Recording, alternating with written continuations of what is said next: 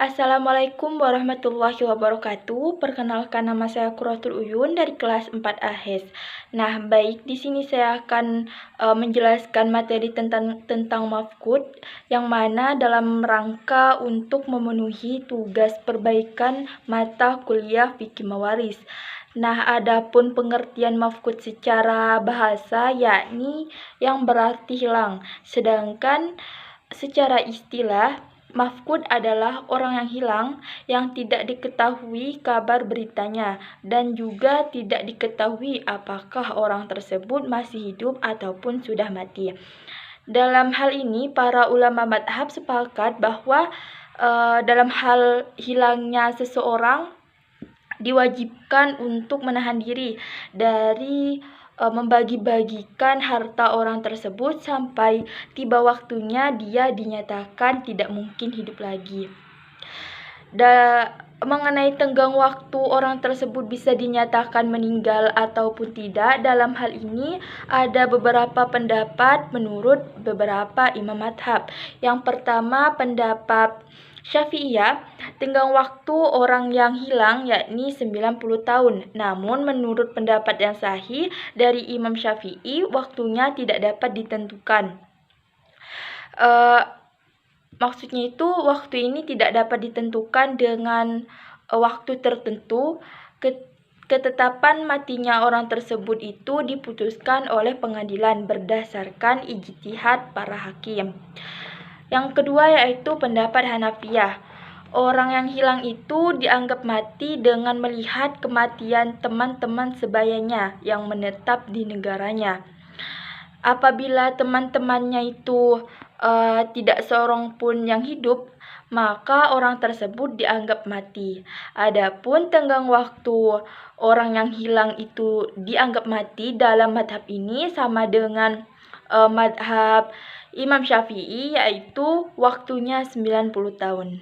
Baik, selanjutnya kita langsung saja kepada contoh al-mafqud ataupun pewaris yang hilang. Yang pertama ya, ini di sini ibu mendapatkan 1/6, saudari kandung menjadi asobah, begitu juga dengan saudara kandung hilang yang kemungkinan hilang. Nah, di sini ini terdapat dua opsi. Yang pertama, kemungkinan saudara kandung ini hidup dan kemungkinan saudara kandung ini meninggal. Kalau kemungkinan dia hidup, maka saudara sebapa ini tidak mendapatkan apa-apa karena ia termasuk dari saudara kandung. Nah, di sini saudara kandung menjadi asobah. Lalu asal masalahnya di sini 6 dikali 1 bagi 6 lalu di sini 5 ini hasil dari 6 dikurang 1 yaitu 5. Di sini tidak mendapatkan apa-apa. Dan selanjutnya di sini ini tertera dikali 3. Nah, 3 di sini terhitung dari kepala, yang mana saudari kandung itu 1 dan saudara kandung ini terhitung 2 kepala, yaitu di sini kita tulis 3. 6 dikali 3 di sini sama dengan 18. 18 dibagi 6 sama dengan 3. Nah, di sini ada 5, di sini ada 10. Nah, sebenarnya itu di sini ini 15 bagian dari saudari kandung dan saudara kandung ini jika digabung yakni 15. Namun di sini kita langsung pisah saja, saudari kandung mendapatkan 5, saudara kandung mendapatkan 10. Nah, 10 tambah 5 ini kan 15. 15 ini sebenarnya kita dapat dari sini 3 dikali 5, 3 kepala dikali dengan ini 5, jadi 15. Dan ini kita tidak menghitungnya. Dan selanjutnya yaitu kemungkinan saudara kandung itu hilang. Jadi ibu kandung tetap mendapatkan 1/6, saudari kandung 1/2, saudara kandung tidak mendapatkan apa-apa, dan saudara sebapa menjadi asobah. Asal masalahnya yaitu 6. Di sini 6 dikali 1 dibagi 6 1, 6 dikali 1 dibagi 2 3, 6 dikurang 1 dikurang 3 yaitu di sini 2. Kalau kita lihat 6 dan 18 itu adalah tadakhul. Artinya angka yang besar bisa dibagi oleh angka yang kecil. 18 dibagi 6 sama dengan 3. Nah, berarti kalau dia tadahul, ambil angka yang lebih besar. Jadi yang menjadi jamiahnya di sini yaitu 18. Dan kemudian setelah kita mendapatkan angka 18 di situ, kita bagi pada setiap masalah yang ada. 18 dibagi 18, kita taruh di sini 1. 18 dibagi 6 yaitu 3. Dan selanjutnya di sini 1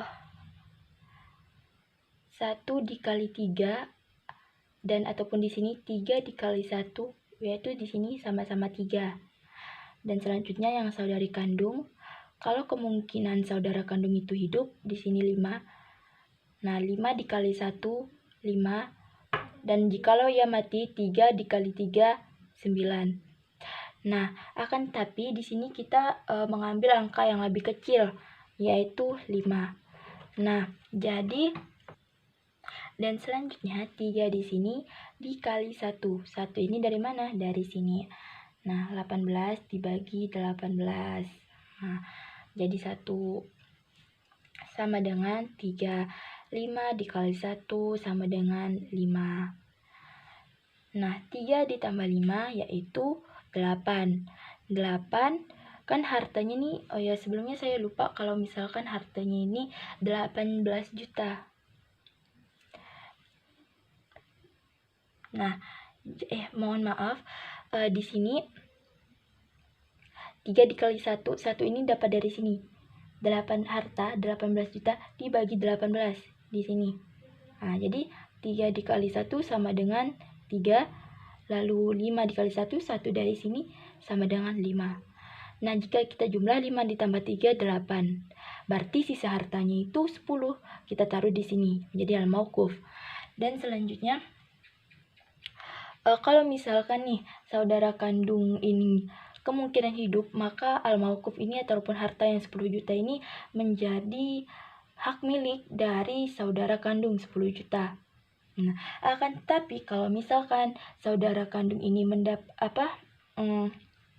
meninggal, nah maka saudari kandung di sini kita tambah hartanya 4 juta. Ngapa sih kok ditambah 4 juta? Karena di sini 3 dikali 3 kan 9. Nah, sedangkan di sini ini kita ngitungnya tuh pakai kemungkinan saudara kandung itu hidup.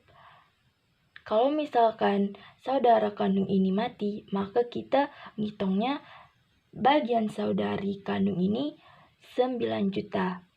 Jadi di sini 5 juta ditambah 4 juta sama dengan 9 juta. Oke, dan selanjutnya 9 ditambah 3 ini kan 12. Dan sisanya itu 6 juta. Karena ini saudara sebapak ini menjadi asobah, maka ya mendapatkan sisa yaitu 6 juta. Oke, dan sebelum diketahui kalau misalkan saudara kandung ini hidup ataupun sudah mati, harta yang 10 juta ini kita tahan terlebih dahulu. Jangan kita berikan kepada saudara sebapak dan juga saudari kandung di sini. Nah, jadi harta ini kita tahan dulu. Nah, di sini kita namakan dengan al-mauquf. Nah, jadi seperti itu. Mungkin hanya itu dari saya, kurang lebihnya mohon maaf. Wassalamualaikum warahmatullahi wabarakatuh.